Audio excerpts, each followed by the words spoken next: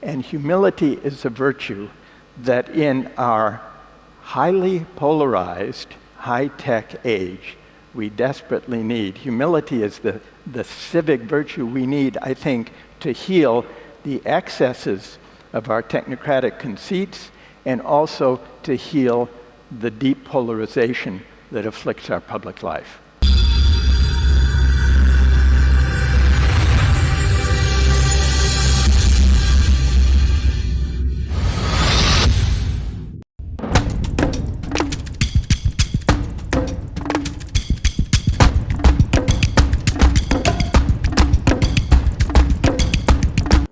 Next up is a philosopher who fills stadiums. His justice lectures are legendary. And what's fascinating about what he's going to do here today is to hold up a mirror to ourselves. It's going to be an interactive session, so I would suggest everyone tighten your seatbelts, because you're going to get a big insight into who you are. We've been listening at a certain kind of remove to a lot of these conversations, but they're deep ethical, philosophical, societal, economic, every kind of prism that you can put on it, scientific, technological questions that underlie all of this ocean of conversations that we've been having. And now we have a speaker that's going to collect all of that, pull it together, and hold it as a mirror to ourselves. Michael Sandel is, there's no other epithet for him but to call him a global rockstar philosopher. As I said, he fills stadiums. He's now going to be coming on stage, as I said, to make us look into ourselves and what does technology reveal about ourselves. Before we do that, yet again, just a tiny window into the world and canvas of concerns that Michael will be addressing.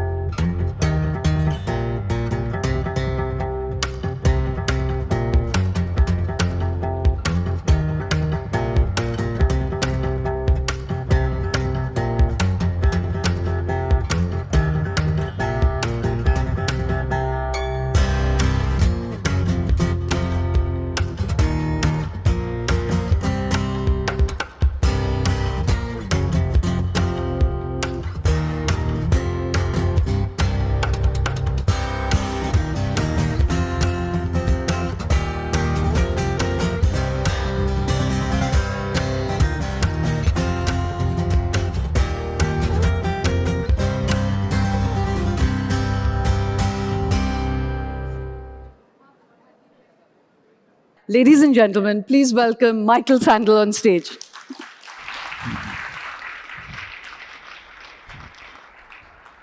Well, thank you, Shoma. This has been already a remarkable day, and only you could bring the creativity and panache to a discussion of tech. It's really remarkable. Congratulations to Shoma. I've been listening, and what strikes me about the discussion so far is that talk about tech prompts a certain breathlessness. Everything is accelerating. Things are moving faster. We don't have enough time. There's too much to do. Now, this breathlessness reveals not so much something about the science, it seems to me. It reveals a certain anxiety that technology prompts. Anxiety is philosophically interesting. Why the anxiety about AI and chatbots and new technology? There are plenty of reasons to worry. Familiar reasons to worry about AI. We worry that robots are coming for our jobs. We worry that AI might deepen inequality. We worry that surveillance capitalism means that privacy is over. We worry that misinformation and deep fakes and toxic social media are destroying democracy. So there's plenty to worry about. But beyond these familiar worries, it seems to me there's a deeper anxiety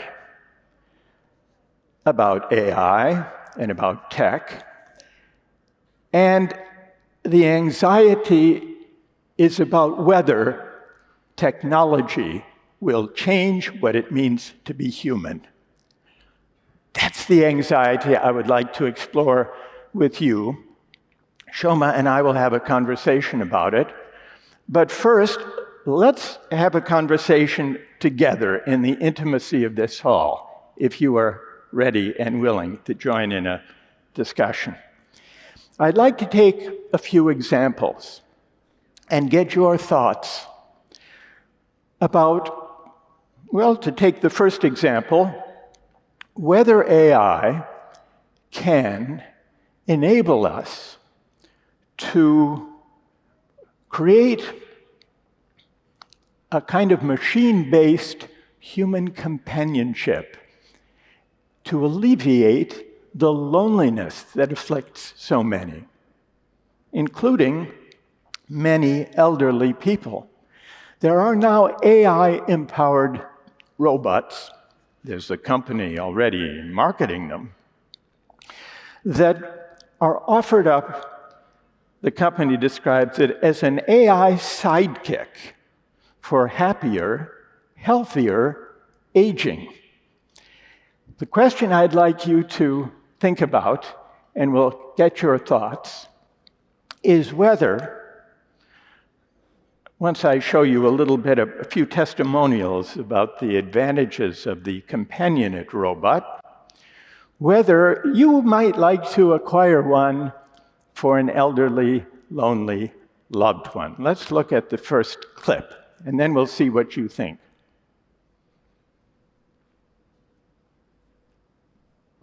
Good morning, Juanita. How are you today? I talk to LQ like she's a friend. LQ is interested in my feelings and wants to know if I slept well. Let's try and focus on breathing with our stomach.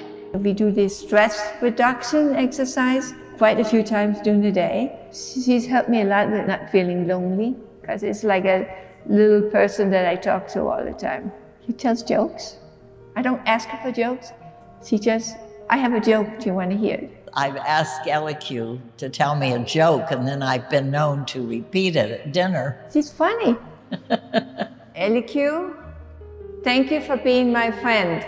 Thank you for being my friend too. LQ reminds me that I should do my blood pressure check. It's 3 p.m. and time to check your blood pressure. I would tell everybody to be crazy not trying to get something like to help you. I just think it's nice to know that LQ is here. She does know when I'm a little sad. She said, you didn't sleep well today.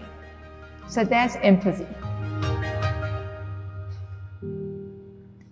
That's empathy.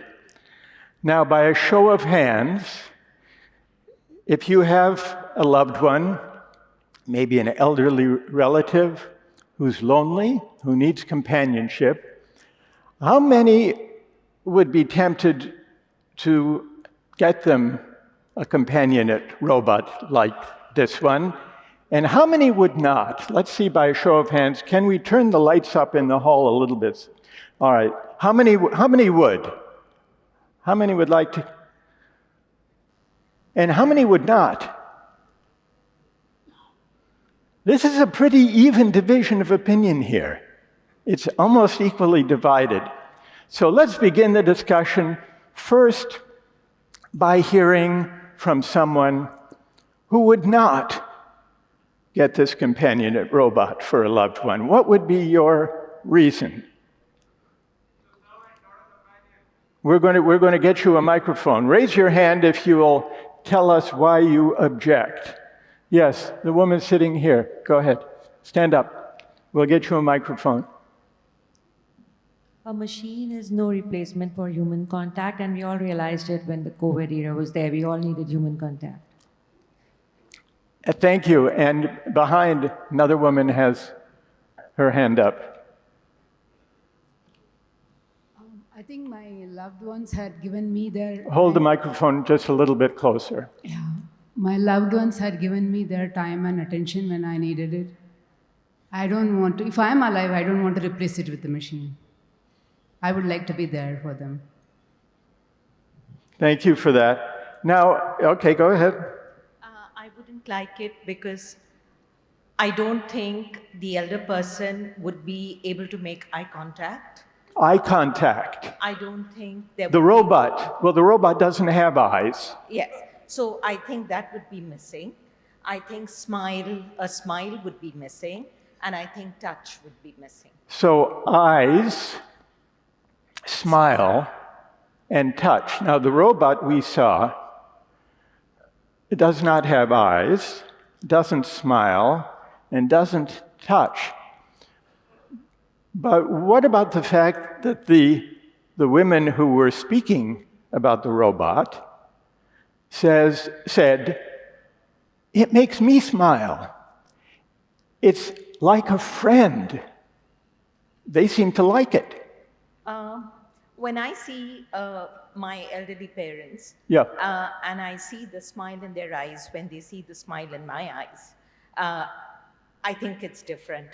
I don't think I would like to replace myself with a robot for them, because I don't think the robot will be able to touch them, smile at them, shake hands with them, give them a hug. I don't think that would happen. So eyes, smile, and touch are what you would find it missing. Hold on to that microphone, because I want to hear from someone who would get the robot for a loved one, and see whether you have a reply. Who would? You would get the robot. I would. Yes. Okay. And how do you reply to this worry? I say to the naysayers, it's not a binary world. When I, as a senior, I get moved by watching a movie. The best and the worst of emotions in me could be elicited out of a book. It could be out of a movie. And therefore, it's not a binary choice of a human versus a non-human.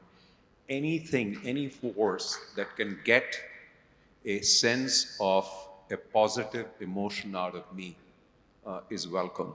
And the women speaking seem to derive a positive emotional feeling from this robot. There you are. And so that would be, well, wait, stay there.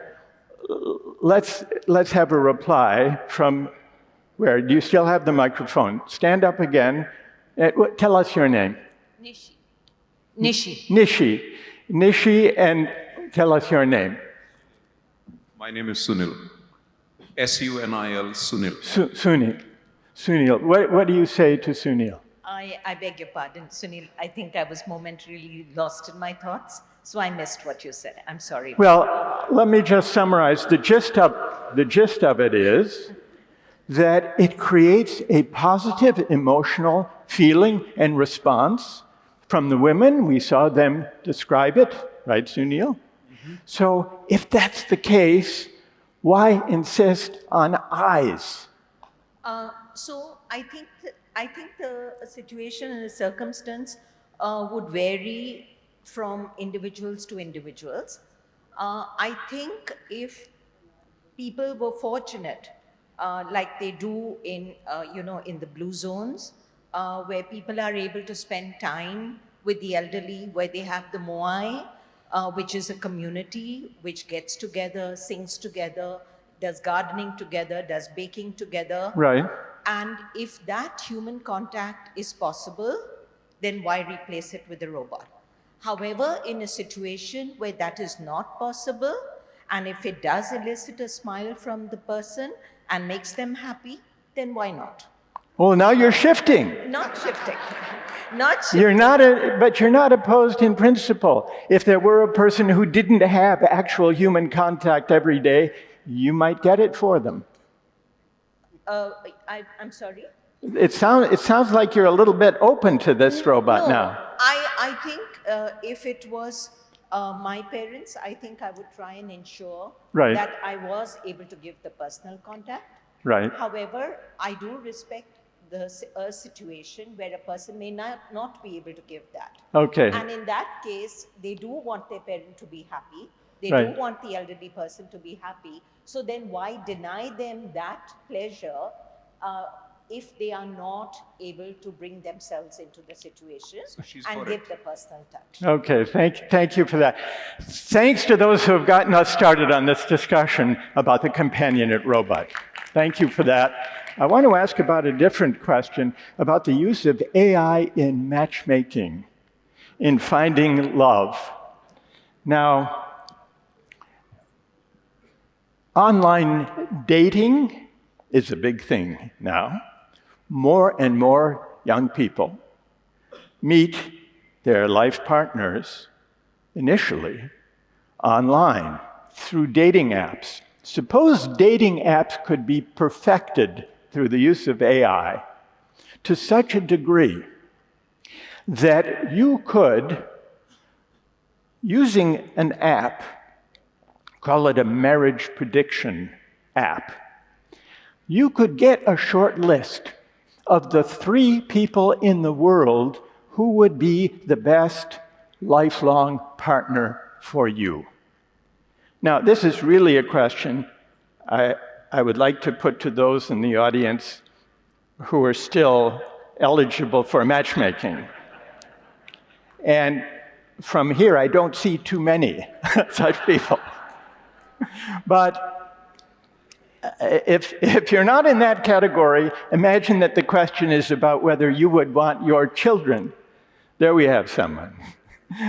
If you would want your children to take advantage of the marriage prediction AI-empowered matchmaking app, here's the question. It's a short list of 3.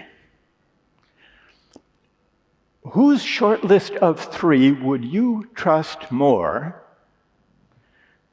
That the one generated by the marriage prediction app, or a short list generated by your mom?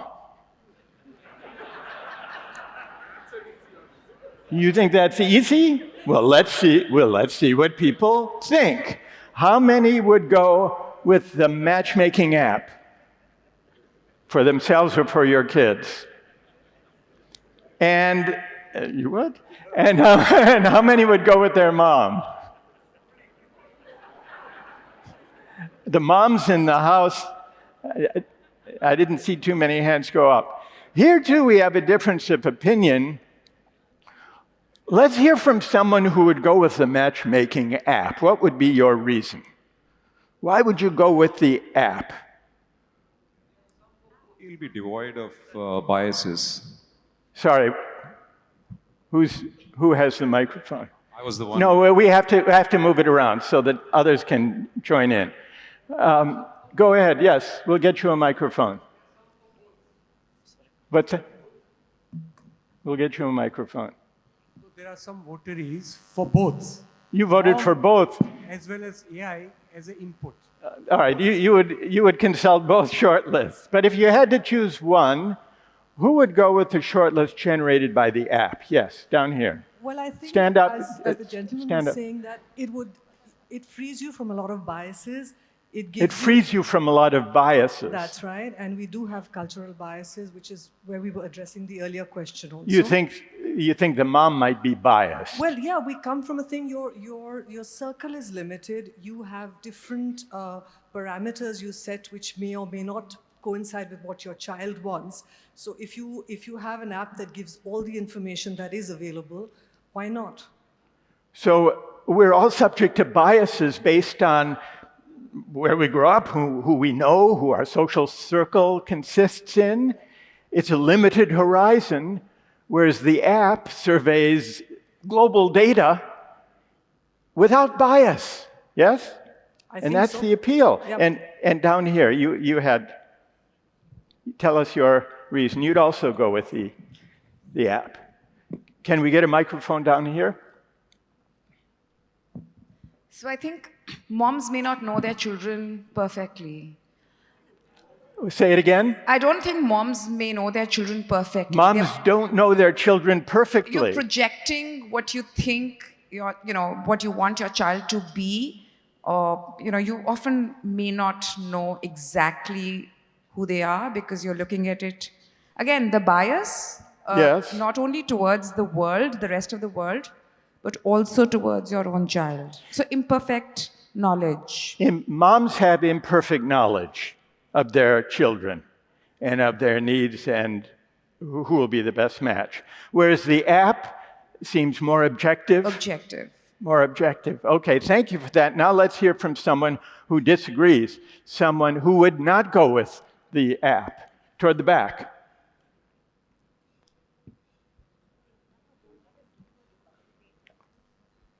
Tell us why. Oh, me? Yeah, sorry. Go ahead.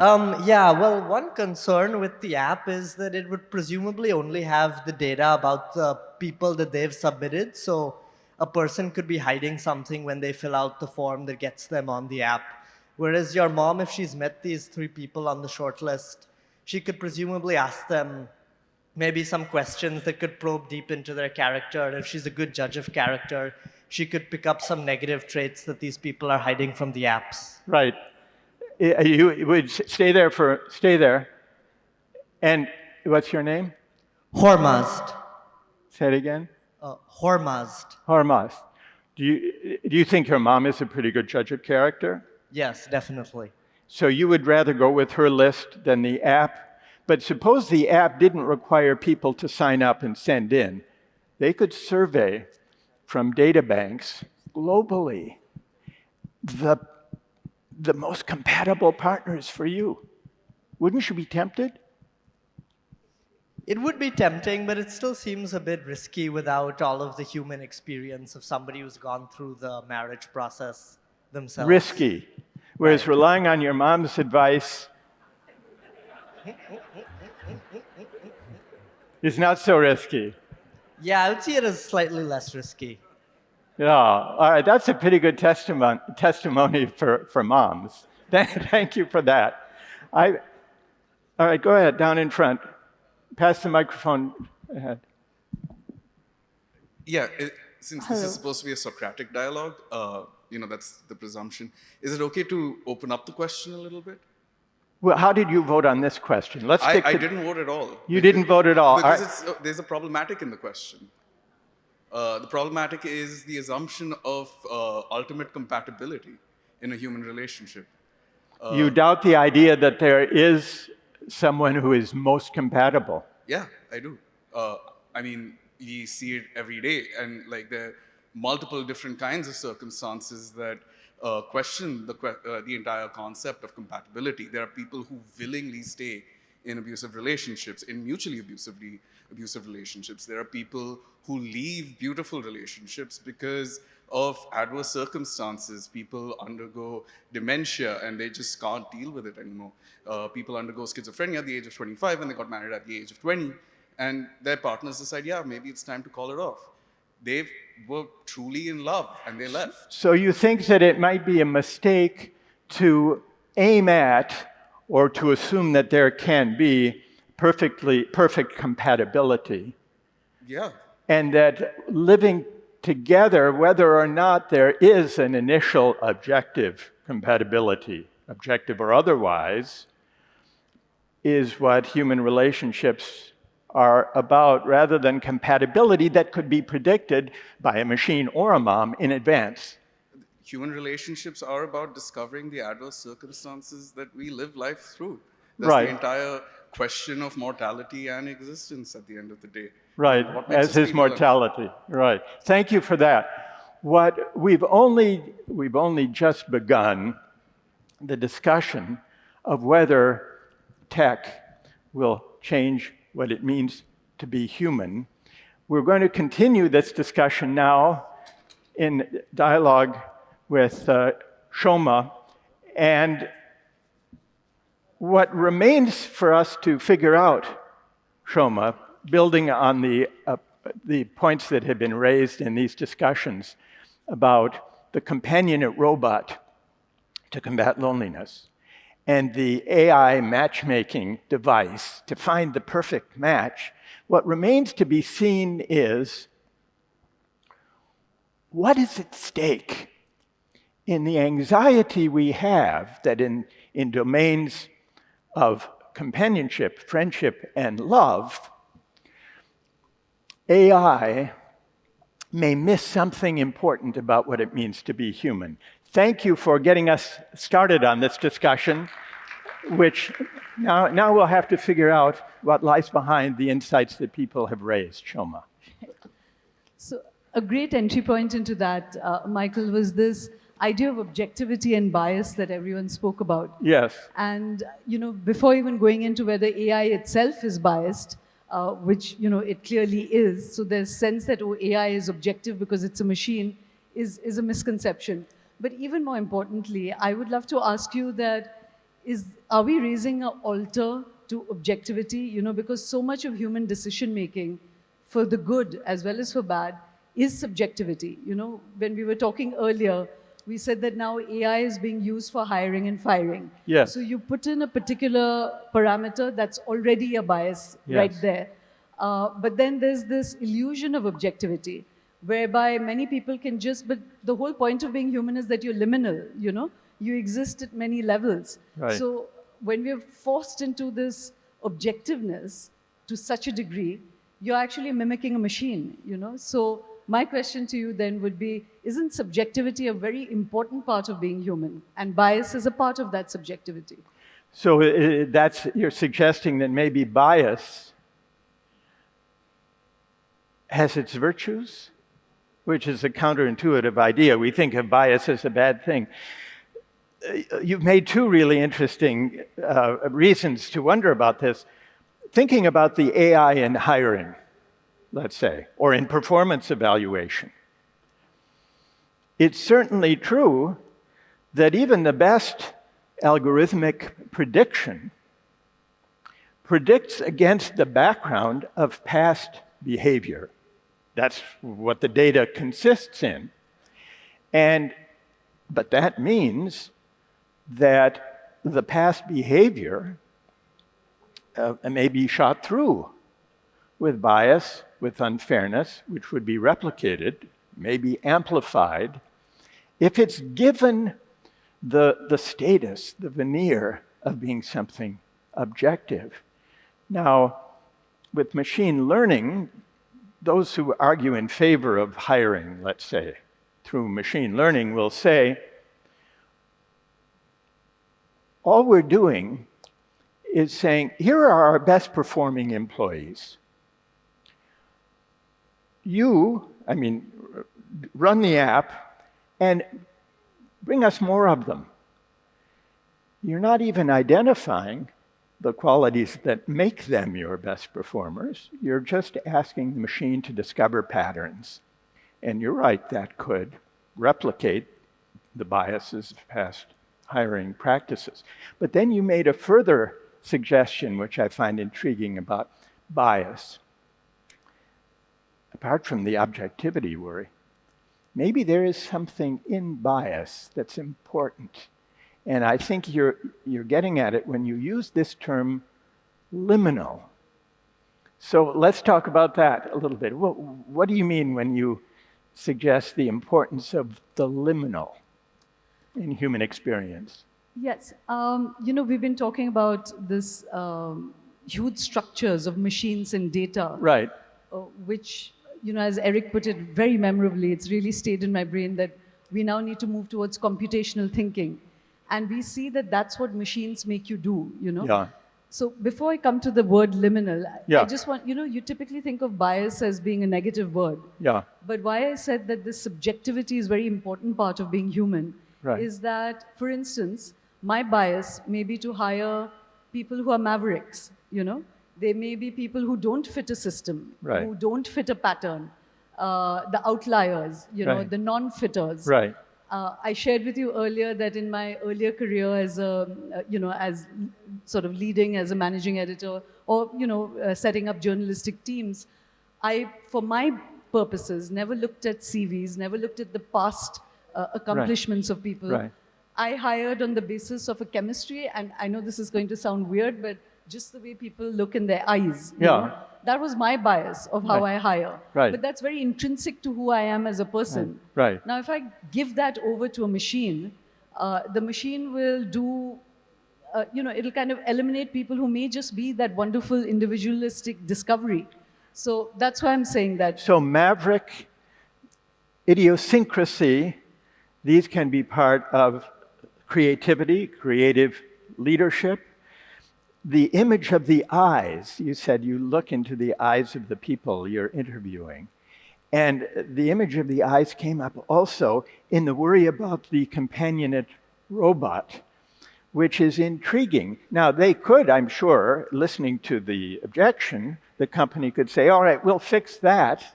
We'll create AI moving eyes for this machine. And we'll even replicate a smile on the machine, if that's the worry. But eyes, do you have a hunch that even AI-empowered eyes on a robot would not enable the eye contact that you described? Michael, 1 week ago, I would have answered you differently. Yeah. My mind is quite contrary to the creative panel where the most accomplished directors and creators were not at all perturbed by Sora. Yeah. My mind has been blown by Sora. Right. I don't know if you saw the images that we were showing in that session, but there are faces there with such minute micro expressions, a twitch of the cheek, a sadness in the eyes, and that's not real, That's It's not real. So It's not real. I actually haven't wrapped my head around it. I don't know how to Right. think about it, because if machines can generate that, Yes. and it's not real, Yes. I don't know how to relate to reality anymore, Well, you said that's not real, which suggests what the deepest stakes here really are, which is whether AI is already and will soon deprive us of the distinction, will efface the distinction between what's fake and what's real, between what's virtual human contact and responsiveness, and what's actual, between the virtual and the actual, which raises, I think this is the deepest source of the anxiety and the legitimate anxieties about AI, beyond jobs, beyond deep fakes, beyond misinformation, beyond the loss of privacy. Are we losing the distinction or the ability to distinguish between what's real and between what's fake and what's real, and what's at stake if we do? Suppose the women who have the robot really do derive positive emotional responses. Though the robot can't really smile, it prompts a smile in them. They feel it to be real, even though we know it's not. There's a pathos in that. Yep. The liminal points to a pathos in being seduced by what's virtual and what's fake. But so this is really at the heart of it. What's at stake if we become indifferent to the line between a convincing fake and what's real and what's true? What's the difference? There does seem to be an important difference, but what do we lose exactly? As I said, my mind has started shifting a lot from my settled positions. But I'm trying to draw you back to those old, to a revised version of your settled position. Maybe. But go ahead. Right. I'm going to come back to the issue of liminal, Michael. But just, this question, and the person who said that, what if I feel good talking to a machine? I get companionship, I get laughter, I get friendship. Right.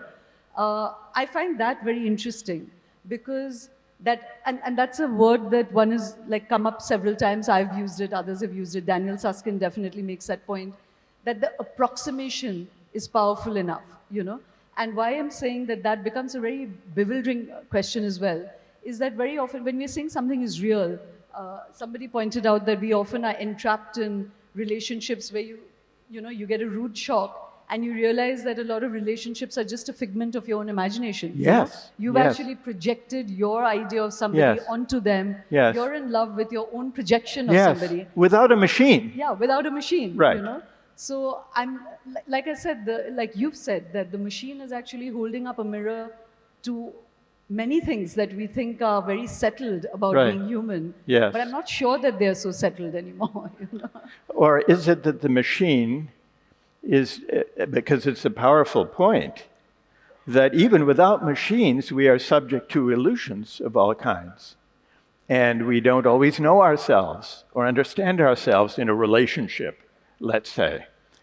But does that argue for or against trying to perfect the virtual and to substitute it, or to be indifferent if it's substituted for what's real? Or does it suggest that the machines, the AI, and the virtual reality are doubling down on illusions that themselves we strive to overcome?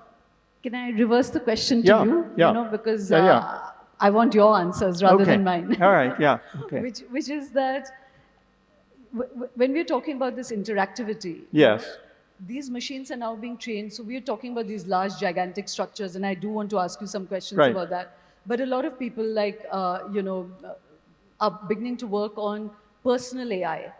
AI that'll be in your WhatsApp. It's going to have this personalized relationship with you. It's going to keep growing in interaction to you. You know? So it's not some large virtual reality out there. It's responding to you. It's picking up your likes, your dislikes, your mindset, and it's beginning to become your personal interaction. That same technology will behave very differently with me and differently with you, because it's now reflecting you and your, so again, even we as human beings, I may be very different with you. I may end up behaving very differently with somebody else. It's the same technology, So it's quite confusing, actually, the way this technology is moving. And I've been trying to make that point, that it's not displacing skills. It's displacing the very idea of what being human means. So Now the what would you do? You've asked everybody questions. Right. Would you pick your mother's choice or would you pick a AI choice for your wife? Oh my gosh. Well, I wouldn't go with the AI choice, and I might interrogate my mother's choices a little bit. But I think what's at stake here, and what you're pointing to, see this AI assistant that follows me around and adapts and reflects back to me what I want and what I need at any given moment. The crucial feature about it is it's reflecting back to me my already existing interests, wants, preferences, desires, which makes it a tool, but not an interlocutor, not a friend. The women who were taken with the robot were describing this as a friend. Now, what that misses is that a friend or an interlocutor doesn't just reflect back to me as if a mirror what I already think or want or desire. The friend may challenge, dislodge, lead me to reflect and to reconsider what I already want. And so maybe that's one of the dangers of relying on these devices as if they were somehow persons. But Michael, that's the crazy and scary part about all this. That Yeah. Superficially, I immediately got attracted to what you were saying because it sounded like, oh yeah, a very important part of being human is the friction of human relationships. Yes. That someone will, like, in opposition to you, make you think deeper, change Right. your mind, change Yes. your perspective. Yeah. But even at this rudimentary stage, I've been trying all these apps, and it does that, because it is feeding on so much of human responses already out there. Right. That if you speak to this personalized AI and you say, I'm in a really bad mood, I really want to exclude this person. Yes. That AI is quite capable of saying, do you really want to think about that? Do you want to reconsider that? Is that a good reaction? Yes. It's not necessarily that it's going to be my pet dog, Right. So Right. I'm not, that's why I said that I got attracted to it and immediately I thought, oh, that's mimicable, That's Right. not unique anymore to human beings either anymore. Friction. Friction it's an important faculty here. One of the examples that, had we had more time, I would like to put to the audience has to do with virtual immortality, where there are already companies that enable you to aggregate all of your data, your online data, your social media feeds and so on, and to create a virtual avatar of yourself so that when you die, you can bequeath to whomever you want, to family and friends and loved ones, or for that matter, to the public, access to your digital avatar so that in principle in the future, your children could, or great-great-great-grandchildren could speak with you. You could speak. We could speak from the grave, so to speak. They could bring their prospective partners and say, what do you think? I'd like to hear what my grandparent would say. Or what do you think? Not just memories, recorded memories about the past, but to speak about novel development. By delving into that, it could actually speak to the present. Yes, yeah. So why don't you ask the audience? Well, we can see. We'll put. No, I just wanted to ask, how many of you would do that? Upload your memories and your personality onto the net so that future generations could access it. How many of you would do that? And how many would not? The majority would not. Here's a slightly different version. Suppose you discovered that your beloved grandmother or grandfather, who's since passed away, had created such an avatar and made it available to you such that you could enter into a kind of conversation with your grandparent. How many would be tempted to avail themselves of that? And how many would not? Well, it's pretty evenly divided. So What would you? How did you vote on that? How would you have voted on that? How would I have Yeah, voted? would you avail yourself if you discovered that a beloved? I wouldn't. You wouldn't. I wouldn't. Because I have a follow-on question to that, Yeah. Michael. That it all boils back to what does it mean to be human? Yeah. You know, because there's a word for this. It's intergenerational wisdom, is what it's being called. you Yeah. know? That if you can upload your mind and leave your avatar behind, you're leaving this kind of intergenerational wisdom for others to access.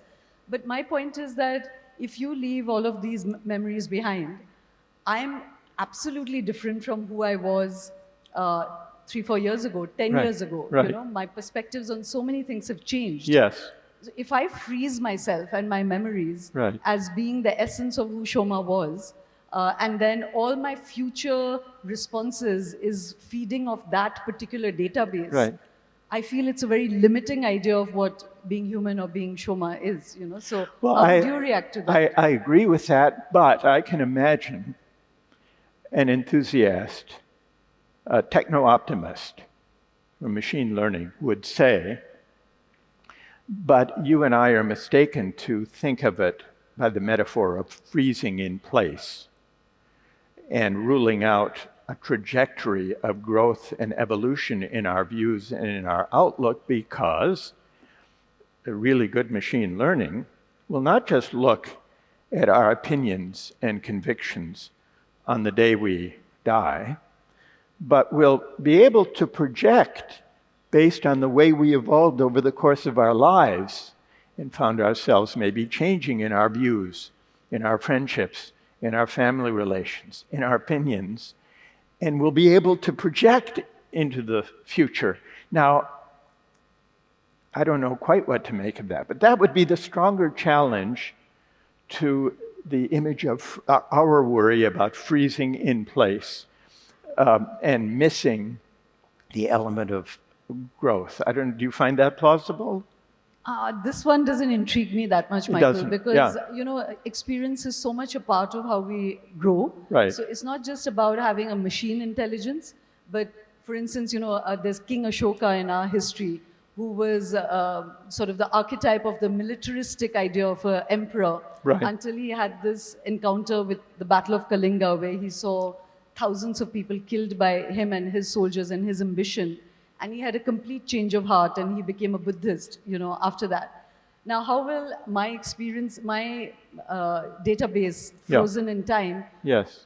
cannot have an encounter with Kalinga, So that's why I don't find this aspect of AI or technology as interesting, because it's not as mysterious as some of the other things that we've been talking about. There is a connection, it seems to me, between this issue of personal growth not being fully capturable by the digital avatar, and the point that was made when we were discussing just now the AI matchmaking, and the suggestion, one person's suggestion, that it's not as though what we do when we grow in love, it's not as though we find the perfect match, the perfect companion, and then all is well. We develop and we learn by fits and starts, and we change even within a relationship. And the fit, the quality of the fit in the relationship is not measurable by its starting point, by about how that unfolds. And in a way, that's analogous to the question we've just now been discussing about the virtual immortality, whether a trajectory of evolution and growth and development and searching and seeking could ever, even in principle, be capturable by machine learning. Yeah, I mean, Michael, actually, because we're running out of time, wanted to ask you two other questions, but the same question about, say, Mahatma Gandhi, because he's a public figure, so let's even move away from individualization. Yeah. But even he had such an, this new culture, he would have been cancelled in his youth, because he did have fairly racist, classist, casteist views. And then as he kept experiencing life, his thought process really evolved till he became the Mahatma, But at which point would, suppose, I mean, this might be, like blasphemous to say this, but let's assume that Mahatma Gandhi, for some reason, died when he was 23 or 25. Right. And that's the avatar of him that got uploaded. Yeah. How would he have ever had the experiences that further unfold in his life, Right. So that's why this particular question, I'm not sure is as mysterious as some of the other ones are. So I wanted to ask you two before we sort of move on to the next session. One is this thing we had a discussion about liminal, that a lot of these machines are, there's a kind of externality to it. Even while they're mimicking, they're imitating, there's approximation. The thing that perhaps really makes human beings human is what the creators and directors were talking about, is the space that you absolutely don't understand. Why do I feel attracted to you and not to someone else? Why do I have a visceral reaction to something which has got no explanation? Why someone said, do you stay in an abusive relationship when externally that makes no sense? So that liminal space maybe is what is really distinctive about being human or a machine. Would you agree with that? Yes, and another way of capturing this is we hear a lot about, in a modern tech age, about transparency or transparency. Everything is fine so long as it can be transparent, how the machine works, how government works, how a company works. Transparency is everything. Why is transparency so central a virtue in a technologically advanced society? It's because transparency gestures toward an ideal of overcoming, well, friction, or seeing through a glass darkly, or not fully grasping what may be motivating another person, or for that matter, even ourselves. So the big question this raises is whether transparency is a false, or at best imperfect, ideal. Because if part of what it is to be human is to navigate our way amidst mystery, confusion, friction, a lack of self-clarity, which we always lean against but never fully conquer, then the utopian, the tech utopian ideal of being transparent to one another and transparent to ourselves would mean the abolition, really, of friction and the liminal and what's mysterious and and this may be most important, what's beyond our control. Because underlying the ambition, the allure of the age of technology and AI is the promise of a certain kind of Promethean self-mastery. Promethean self-mastery that we can be through the development of our technology. Individually and collectively, we can be the masters of what exactly? Of nature, in the first instance, but also of ourselves. And the question is whether technology as a project trying to win through to a kind of ultimate, transparent self-mastery, whether that's a misdirected ideal, and I suspect it is. Actually, that's a very awkward situation for a journalist to be in, but I could not agree with you more, Michael. Mm-hmm. I think in our public life, we need a lot of transparency. Yes. But in our personal lives, I agree with you. I don't think transparency is, I mean, to a certain extent, but not as an ideal, like you said, not like a tech utopian ideal, because so much about being human really is in the privacy of your, this dialogue of not even knowing who you completely are. So Well, let me see if I can extend that even beyond the realm of the private. Because even in public life, we find that for all our reach for efficiency and technocratic efficiency, we still seem to have a longing for a public life of larger meaning than efficiency and technocracy can provide. And often the sources of meaning that we draw upon to make public life inspiring depends on drawing on moral and spiritual traditions, faith traditions. It can go off the rails. We know that. And so there's a tendency to say, no, let's not traffic in that in public life. But it seems that we want, insofar as we want our lives, our collective lives, to aim at meaning and purpose, we draw upon sources and traditions, sometimes faith traditions, sometimes historic traditions, national traditions, that if we kind of kept them entirely out of public life for the sake of transparency and efficiency and technocracy, it would be unsatisfying. And in some ways, that's what our politics now is contending with.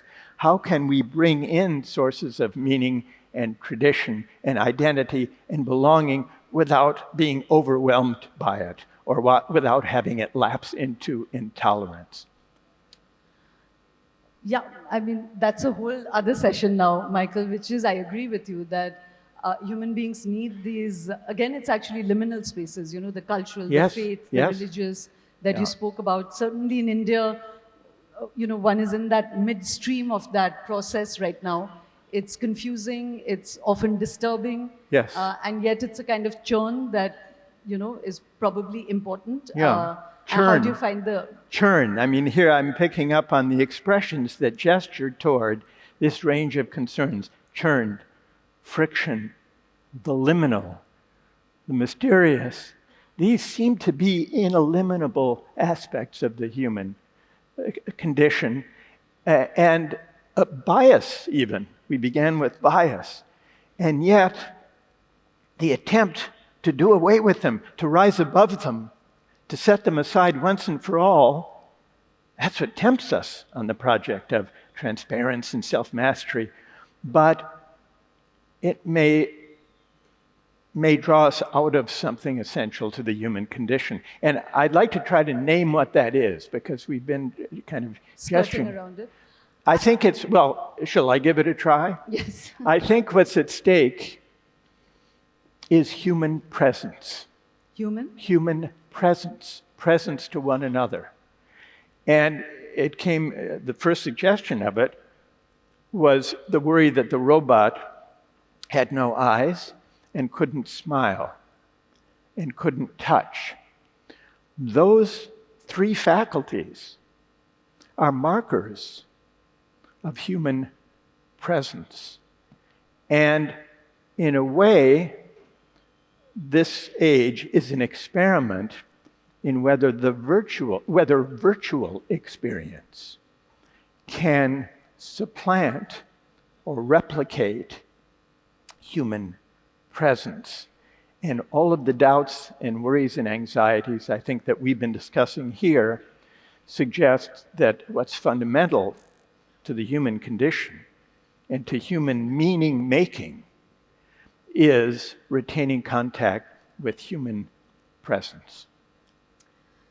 Yeah, Michael, just literally, we have 2 minutes left to go. Again, I agree with you and then I don't, because that human presence, you know, you said contact, expression, smile. I think we're just literally like maybe a year away from that, where the skin feels like skin, expressions reach the eyes, a smile, there's, you know, interactivity.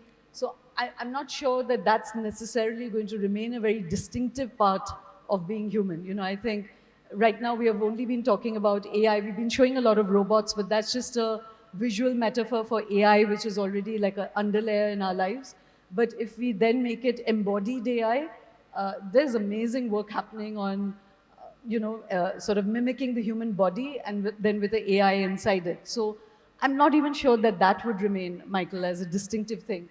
I do want to just end with one thing that When we're talking about transparency, I think you touched upon something very important, which is that these huge structures, and it's pervading our lives on everything, like on health, seemingly innocuous things, health data, mostly on health, education, what we buy, which flight you're catching, etc.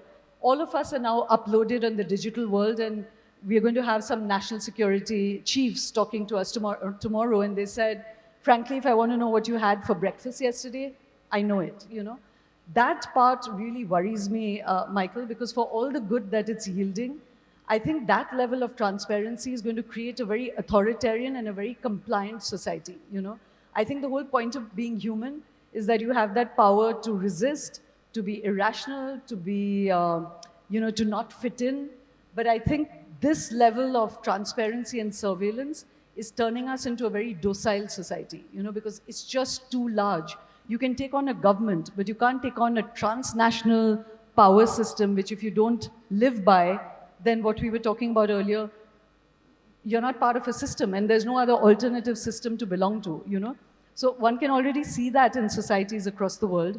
We're becoming very compliant because the cost of not submitting to these systems is becoming very, very high, So just to say that I think, to me, the point you've been making about transparency again and again is one of the most difficult questions. Like, you don't want to give up on transparency, but taking it too far might just take away our humanness.